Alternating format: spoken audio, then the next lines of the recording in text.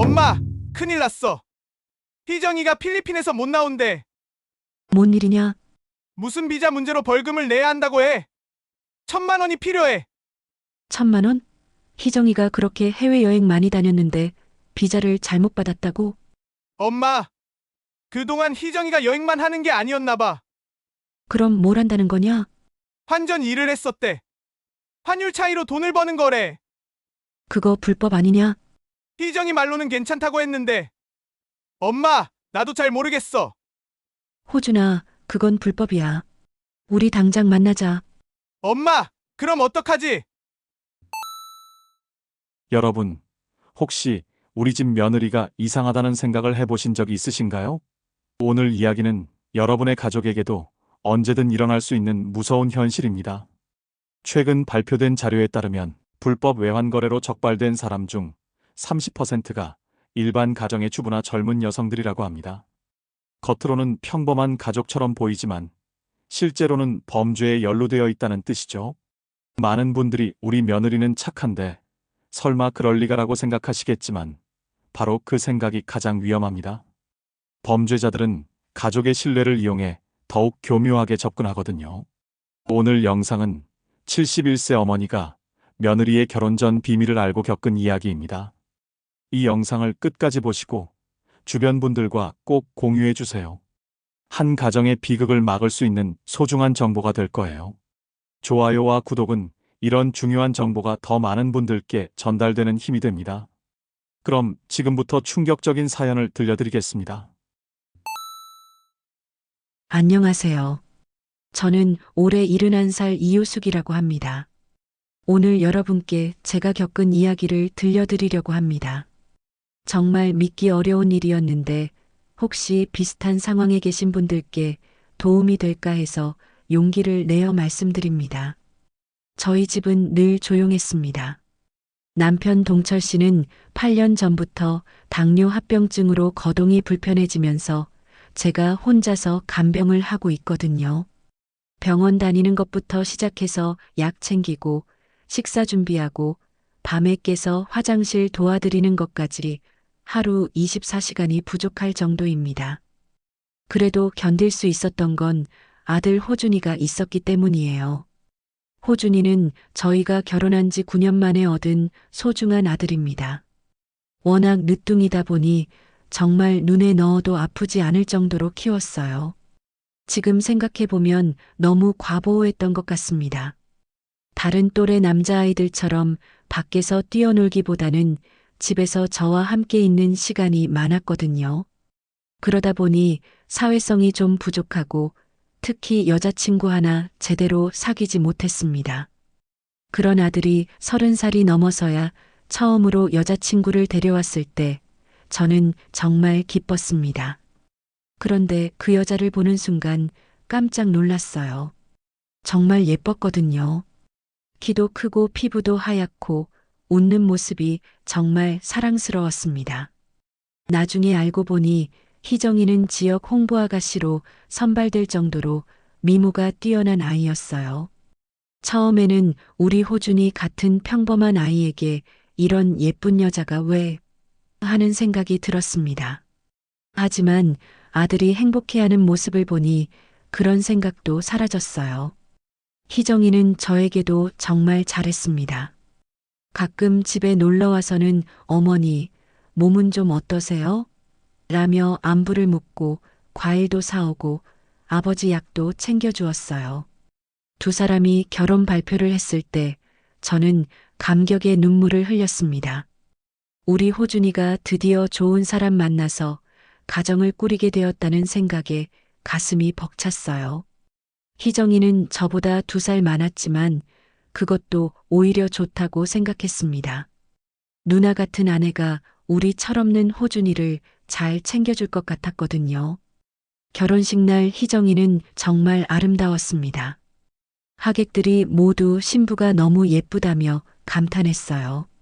저도 그날만큼은 정말 자랑스러웠습니다. 우리 아들이 이런 예쁜 며느리를 데려왔다는 게 믿어지지 않았거든요. 신혼 초에는 정말 좋았습니다. 희정이는 여행을 정말 좋아했는데 인터넷에서 여행 인플루언서로 활동하고 있다고 했어요. 인스타그램이나 블로그에 여행 사진을 올리고 여행 정보를 공유하면서 광고비를 받는다고 설명해 주었습니다. 저는 젊은 사람들의 일은 잘 모르지만 요즘에는 그런 일도 있구나 하고 넘어갔어요. 그런데 시간이 지나면서 뭔가 이상하다는 생각이 들기 시작했습니다.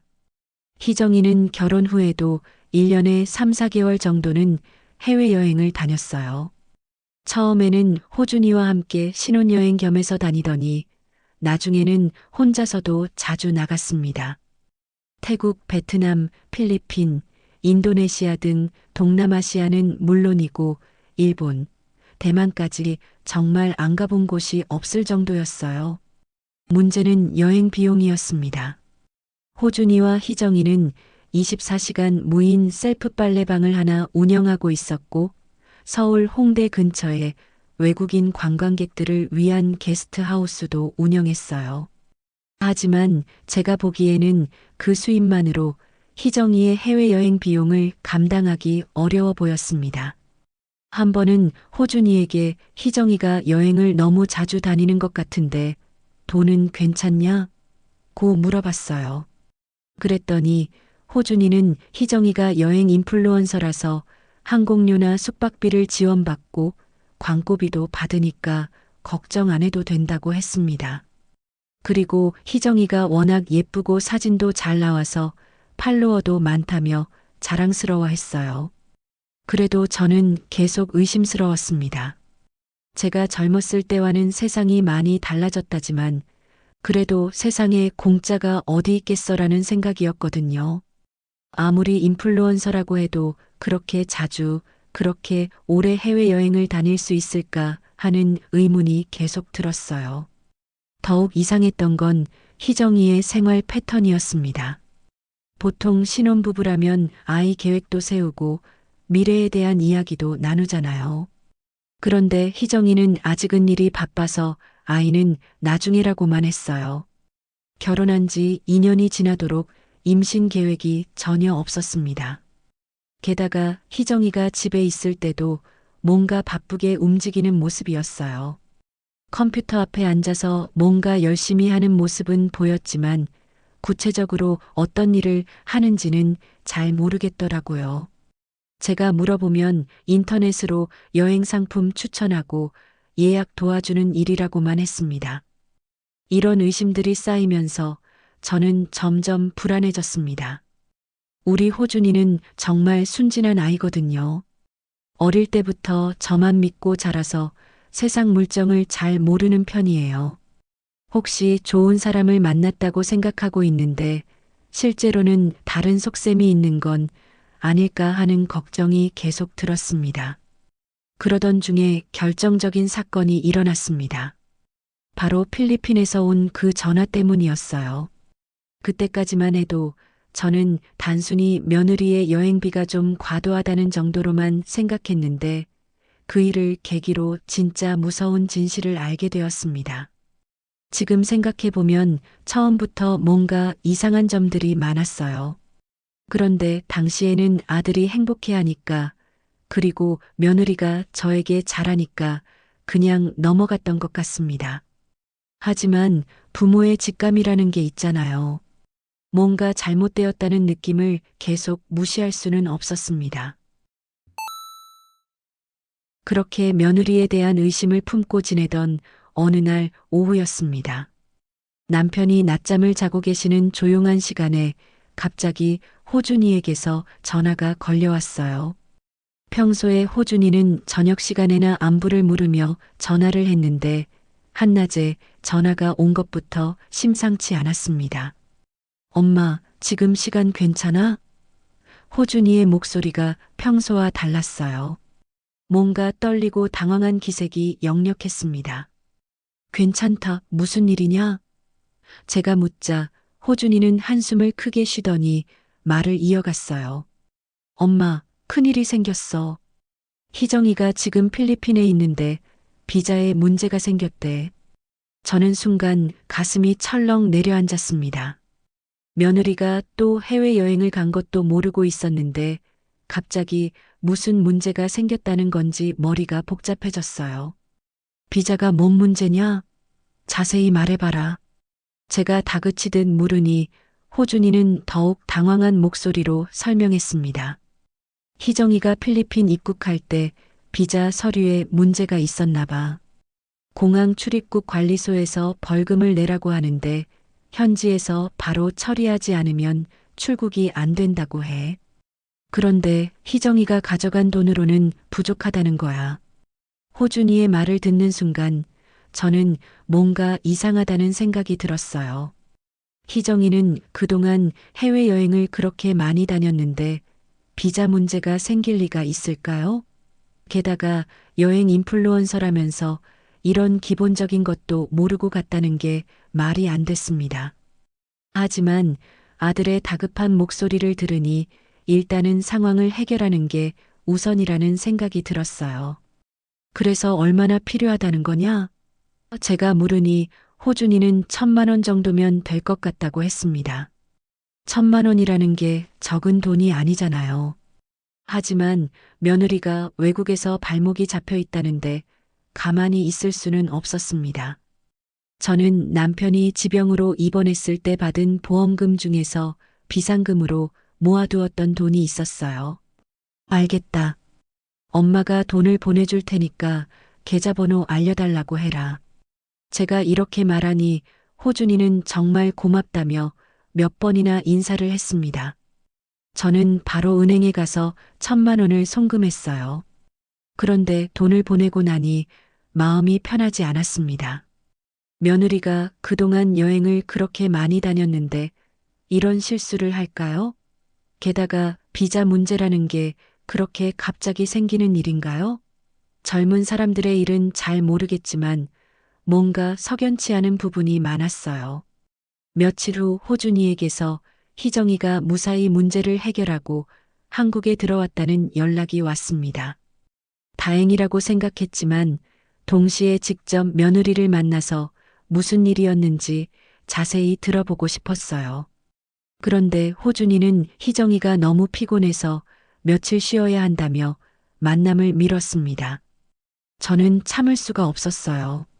제가 1,000만 원이나 보내줬는데 고마움을 표하러 오지는 못할 망정 만나지도 않겠다는 게 말이 되나요? 그래서 직접 호준이에게 전화를 걸어서 엄마가 게스트하우스에 갈 테니까 잠깐이라도 얼굴 보자고 했어요. 호준이는 처음에는 바쁘다고 했지만 제가 계속 고집을 부리니까 어쩔 수 없이 만나자고 했습니다. 저는 그날 오후에 호준이가 운영하는 게스트하우스로 갔어요. 홍대 근처에 있는 3층짜리 건물이었는데 1층은 카페이고 2층과 3층이 외국인들이 묵는 숙소였습니다. 그런데 막상 도착해 보니 호준이는 체크아웃 손님들 때문에 바빠서 만날 수가 없었어요. 오후 2시쯤 도착했는데 1시간만 기다려달라고 하더니 계속 미뤄지는 거예요. 저는 건물 건너편에 있는 커피숍에서 기다리기로 했습니다. 1시간이 지나고 2시간이 지나도 호준이는 나타나지 않았어요. 저는 커피를 3잔이나 마시면서 기다렸습니다.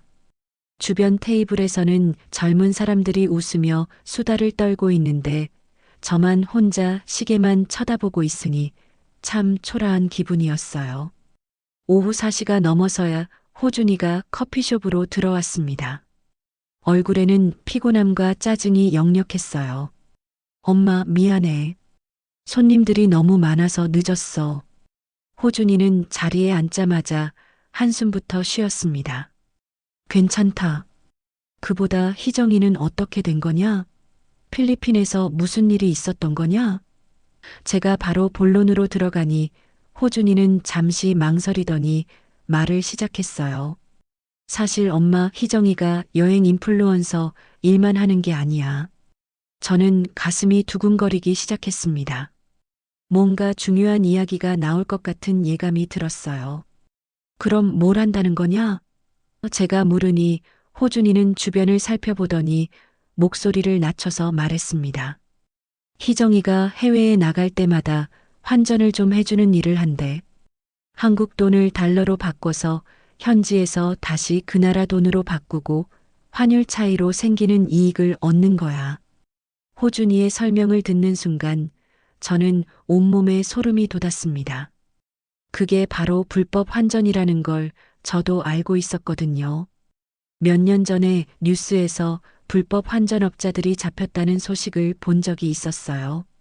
그게 불법 아니냐? 제가 다그치듯 물으니 호준이는 당황한 표정을 지었습니다. 엄마, 그런 게 아니야. 희정이 말로는 그냥 개인적으로 환전해 주는 거라고 해. 불법은 아니라고 했어. 하지만 호준이의 목소리에는 확신이 없었어요. 오히려 자기 자신도 의심하고 있는 것 같았습니다. 저는 이 대화를 놓치면 안 되겠다는 생각이 들었어요. 나중에 호준이가 말을 바꿀 수도 있고 제가 기억을 잘못할 수도 있으니까요. 그래서 핸드폰을 꺼내서 녹음 기능을 켰습니다. 호준이는 제가 녹음하는 줄 모르고 계속 이야기를 했어요. 희정이가 이번에 필리핀에서 문제가 생긴 것도 그 일 때문이야. 현지에서 환전하는 과정에서 당국에 걸린 거래. 그래서 벌금을 내야 한다고 했어. 호준이의 고백을 들으며 저는 머리가 띵해졌습니다. 제가 그동안 품었던 의심이 현실이 되는 순간이었어요. 며느리는 여행 인플루언서가 아니라 불법 환전업자였던 겁니다. 그리고 우리 순진한 호준이는 아무것도 모른 채 그 일에 휘말려 있었던 거예요. 호준이와의 대화를 녹음한 그날 밤, 저는 한잠도 잘 수 없었습니다. 며느리가 불법 환전을 하고 있다는 사실을 알게 되었는데 이걸 그냥 넘어가면 안 되겠다는 생각이 들었어요. 우리 호준이도 모르는 사이에 범죄에 연루될 수 있는 상황이었거든요. 다음 날 아침 일찍 저는 관할 경찰서를 찾아갔습니다. 처음에는 어떻게 신고해야 할지 몰라서 민원실부터 갔어요. 직원에게 며느리가 해외에서 불법 환전을 하고 있는 것 같다고 말하니 바로 수사관을 연결해 주더라고요. 수사관은 중년의 남자분이었는데 제 이야기를 진지하게 들어주었습니다. 저는 호준이와의 대화를 녹음한 파일을 들려주면서 상황을 자세히 설명했어요. 며느리가 여행 인플루언서라고 하면서 실제로는 해외에서 환전 일을 하고 있다고 말씀드렸습니다. 수사관은 파일을 들어보더니 이건 외국환 거래법 위반에 해당할 수 있습니다라고 했어요. 신고해 주셔서 고맙습니다. 바로 수사에 착수하겠습니다라는 말을 들으니 제 마음도 조금 놓였습니다. 며칠 후 경찰에서 연락이 왔어요. 며느리분이 언제 입국하는지 알 수 있으세요?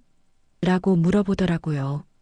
저는 호준이에게 자연스럽게 물어봐서 희정이가 다음 주 화요일 인천공항으로 들어온다는 정보를 알아냈습니다. 그 화요일 오후 저는 집에서 불안한 마음으로 기다리고 있었어요. 오후 3시쯤 호준이에게서 급한 전화가 걸려왔습니다. 엄마, 큰일 났어. 희정이가 공항에서 경찰에게 잡혔어. 호준이의 목소리는 떨리고 있었어요. 저는 놀란 척하면서 뭔 일이냐? 왜 경찰이 나타났냐? 고 물었습니다. 호준이는 모르겠어. 희정이가 입국장에서 나오는데 갑자기 경찰들이 나타나서 데려갔어라고 했어요. 제 신고로 인한 일이었지만 아들 앞에서는 모르는 척할 수밖에 없었습니다. 며칠 후 경찰서에서 다시 연락이 왔어요. 수사 결과가 나왔다는 거였습니다. 저는 호준이와 함께 경찰서에 갔는데 수사관이 알려준 내용은 정말 심각했어요. 며느리분이 지난 5년간 계속해서 불법 환전을 해왔습니다. 금액도 상당히 큽니다. 수사관의 말에 호준이는 얼굴이 하얗게 질렸어요. 5년이면 결혼하기 전부터라는 뜻 아니에요? 라고 호준이가 물어보니 수사관은 고개를 끄덕였습니다. 더 심각한 건 희정이에게 이미 전과가 있었다는 사실이었어요.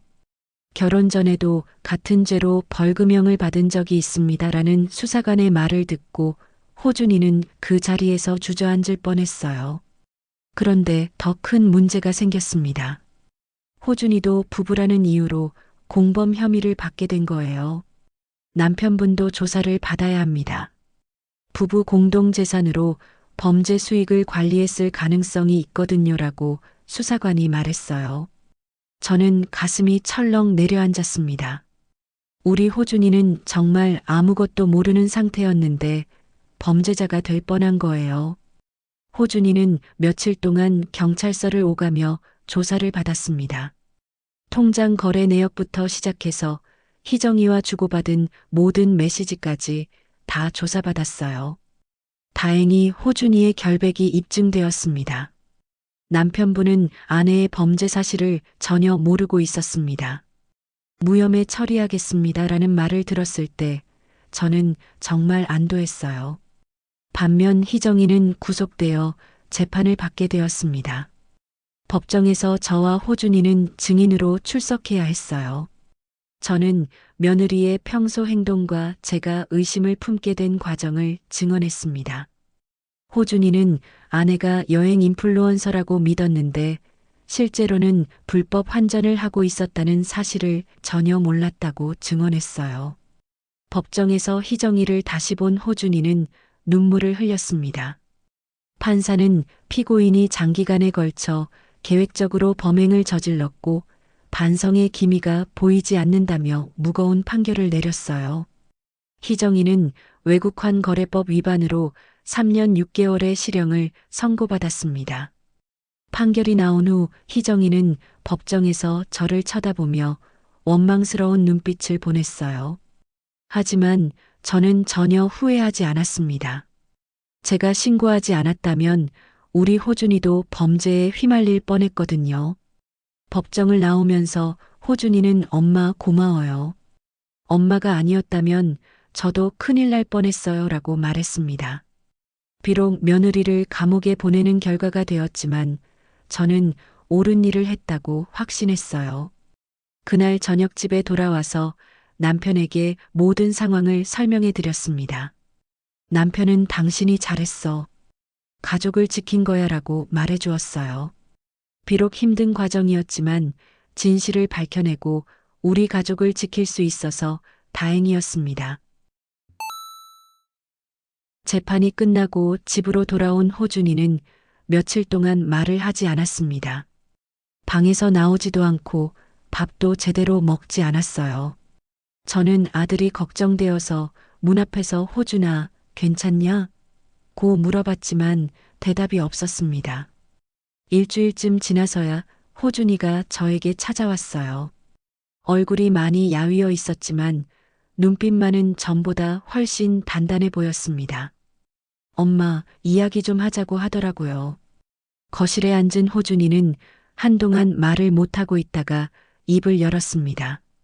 엄마, 처음부터 이상했어야 했는데 희정이 같은 예쁜 여자가 나 같은 평범한 남자에게 왜 접근했을까 하고 의심했어야 했는데 호준이의 목소리에는 자책감이 가득했어요. 사실 저도 처음부터 그런 생각을 했었거든요. 우리 호준이는 착하고 성실하지만 특별히 잘생기거나 돈이 많은 것도 아니었으니까요. 그런데 지역에서 미인으로 소문난 희정이가 호준이를 선택했을 때부터 뭔가 석연치 않았어요. 희정이는 처음부터 나를 이용할 생각이었던 거야. 순진하고 의심 없는 남자를 찾고 있었는데 내가 딱 맞았던 거지. 호준이는 쓰라린 표정으로 말했습니다. 결혼하자마자 아이는 안 낳겠다고 하고 계속 해외여행만 다녔잖아.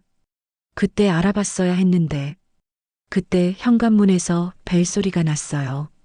나가보니 희정이의 부모님이 서 있었습니다. 장인, 장모의 얼굴은 몇 달 사이에 많이 늙어 보였어요. 안녕하세요. 사돈 어른이라고 인사를 하는데 목소리가 떨리더라고요. 들어오세요. 제가 말하니 두 분이 조심스럽게 들어왔습니다. 거실에 앉은 장인이 고개를 숙이며 말했어요. 사돈어른, 정말 죄송합니다. 우리 희정이가 이런 일을 저질렀는데. 장모는 눈물을 흘리고 있었어요. 희정이를 좀 도와주실 수 없을까요? 가명을 위해서 탄원서라도 써주시면. 장모가 울면서 말했습니다. 저는 단호하게 고개를 저었어요. 안 됩니다. 이건 저희가 도와줄 수 있는 일이 아니에요. 저는 침착하게 말했습니다.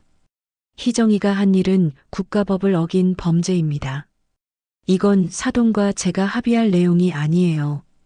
법원에서 정한 대로 받아들이셔야 해요. 장인이 당황하며 말했어요. 그래도 한때는 가족이었잖습니까? 정 안 되면 우리가 피해 보상이라도. 하지만 저는 더욱 단단한 목소리로 대답했습니다. 장인어른, 희정이는 개인적으로 저희에게 피해를 준 게 아니에요. 국가 경제 질서를 흔든 범죄를 저질렀어요. 이건 저희가 용서한다고 해결될 문제가 아닙니다. 호준이도 고개를 끄덕이며 제 말에 동의했어요. 장모가 다시 애원했습니다. 그래도 호준이만이라도 탄원서를. 하지만 호준이가 단호하게 말했습니다. 장모님, 저도 이혼할 결심을 했어요. 희정이는 저를 처음부터 속였어요. 그때 침실에서 남편이 기침 소리를 냈어요. 8년간 병상에서 지내시면서 많이 약해지신 상태였거든요. 저는 장모를 보며 말했습니다. 보시다시피 저희 집 형편도 어려워요. 남편이 오랫동안 아프셔서 병원비도 많이 들었고요. 그런데 희정이는 우리 호준이를 이용해서 범죄를 저질렀어요. 희정이가 저지른 일은 법으로 해결해야 할 문제입니다. 저희는 피해자일 뿐이에요. 제가 단정적으로 말하니 두 분은 더 이상 말을 할 수 없었어요. 장모는 1시간 넘게 머물면서 계속 사정했지만 저희는 끝내 거절했습니다. 두 분이 돌아간 후 호준이가 말했어요.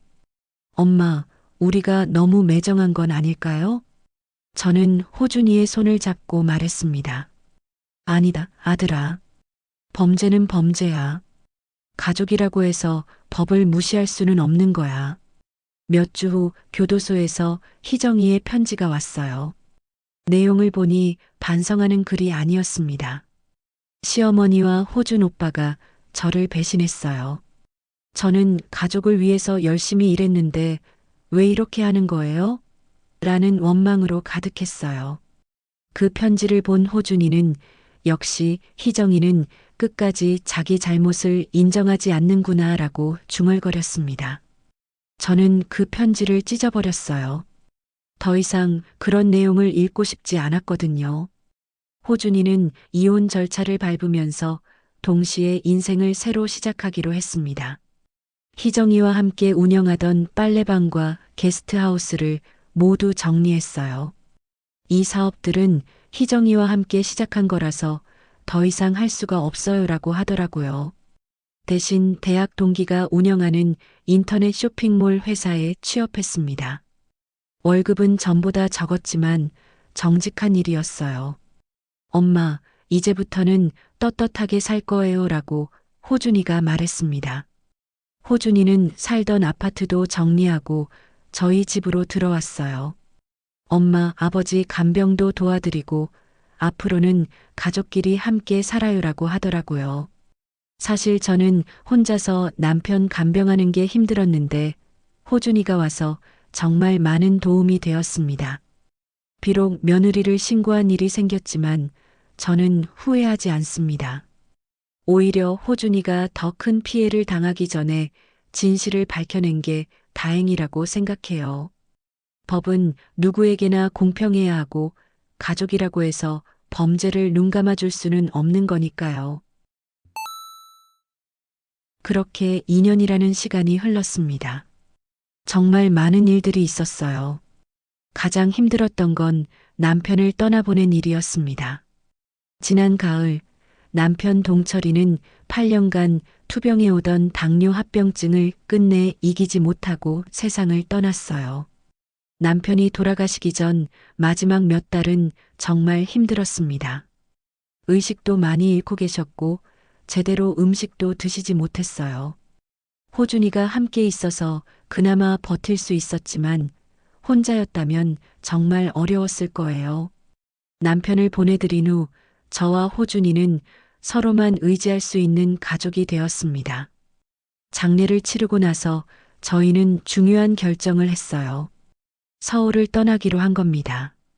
사실 예전부터 생각하고 있던 일이었어요. 남편이 아프시기 전에도 나중에 나이 들면 바다 보이는 곳에서 살자고 말씀하셨거든요. 강원도 동해시에 있는 구축 아파트 하나를 알아봤어요. 3층짜리 건물의 2층인데 창문을 열면 바다가 훤히 보이는 곳이었습니다. 서울의 아파트에 비하면 정말 낡고 좁았지만 저희에게는 그걸로 충분했어요. 호준이는 처음에 걱정했습니다. 엄마, 여기서 제가 일할 수 있을까요? 라고 물어보더라고요. 다행히 호준이가 일하는 인터넷 쇼핑몰 회사에서 재택근무를 허락해 주었어요. 월급은 좀 줄었지만 출퇴근하지 않아도 되니까 오히려 좋았습니다. 이사 온 지 얼마 되지 않아서 저희는 새로운 일상에 적응하기 시작했어요. 아침에 일어나면 베란다 문을 열고 바다를 바라보는 게 하루의 시작이었습니다. 서울에서는 매일 아침 병원 갈 준비를 하느라 바빴는데 여기서는 정말 여유로웠어요. 호준이도 많이 달라졌습니다. 예전에는 저에게만 의존하던 아이였는데 어느새 저를 챙기는 어른이 되어 있었어요. 장 보러 갈 때도 무거운 건 호준이가 들어주고 집안일도 함께 나눠서 했습니다. 특히 호준이가 요리를 배우기 시작한 건 정말 뜻밖이었어요. 엄마가 혼자 다 하시면 안 되니까 저도 도와드릴게요라고 하면서 인터넷으로 요리 영상을 보며 연습했어요. 처음에는 라면도 제대로 못 끓이던 아이가 김치찌개까지 끓일 줄 알게 되었습니다. 시간이 날 때마다 저희는 바닷가를 산책했어요. 집에서 걸어서 10분 정도면 바닷가에 도착할 수 있었거든요. 파도 소리를 들으며 걷다 보면 마음이 정말 평온해졌습니다. 서울에서의 복잡하고 힘들었던 기억들이 파도에 씻겨나가는 기분이었어요. 어느 날 산책을 하다가 70대 할머니 한 분을 만났어요. 그분도 아들과 함께 살고 계시더라고요. 우리 같은 나이에 아들이 곁에 있다는 게 얼마나 고마운 일인지 몰라라고 말씀하시는데 정말 공감이 되었습니다. 가끔 교도소에서 희정이의 편지가 와요. 처음에는 읽어봤는데 내용이 늘 똑같더라고요. 자기는 잘못한 게 없고 저희가 배신했다는 식으로만 쓰여 있었어요. 더 이상은 읽지 않고 그냥 버립니다. 시간 낭비일 뿐이에요. 저는 제 선택을 전혀 후회하지 않아요. 만약 그때 신고하지 않았다면 호준이도 더 큰 피해를 당했을 거예요. 범죄는 범죄고 가족이라고 해서 눈 감아줄 수 있는 일이 아니거든요. 요즘 저희의 일상은 정말 평범합니다.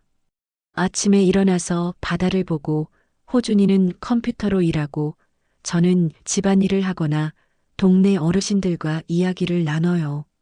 저녁에는 함께 밥을 먹으면서 하루 있었던 일들을 이야기합니다. 가끔 동태찌개를 끓여서 막걸리 한 잔씩 마실 때가 있어요. 그럴 때 호준이와 그때 일들을 이야기하기도 하는데 더 이상 화나거나 속상하지 않아요. 그냥 지나간 일이구나 하고 담담하게 받아들이게 되었습니다.